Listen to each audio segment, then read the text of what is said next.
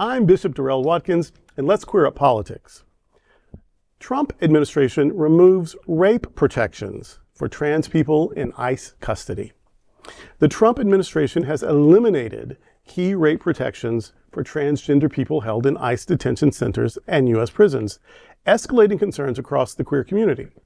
New guidance from the Department of Homeland Security applies to several privately run ICE facilities where nearly 69,000 people are currently detained, a record high.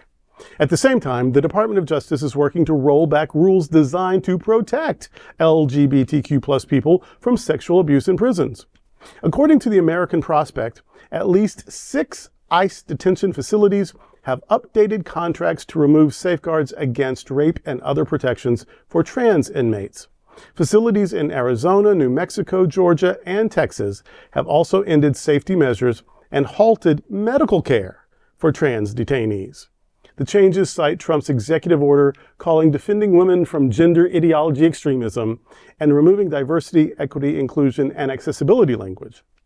Bridget Crawford of Immigration Equality said, quote, "Trans asylum seekers are typically in the U.S. because they've already endured incredibly high levels of sexual assault. They're coming here for protection, and they find themselves in immigration detention, which by law cannot be punitive, but we see that it is," end quote.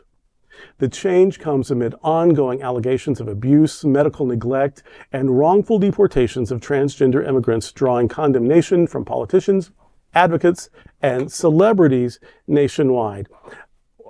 We don't even have enough time for me to go on the screed and the rant and the crazy that I want to go on. First of all, rape as a form of torture, like reprehensible is not a good enough word to describe that. It's completely evil, and that's what this amounts to.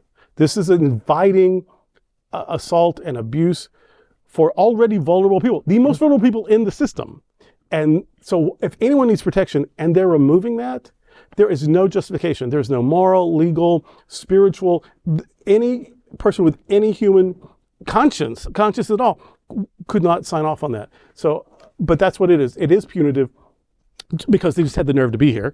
And beyond that, it is inviting violence that really could destroy, even end their lives, which makes it even more traumatizing because that may be why they were here to start with, to get away from that somewhere else.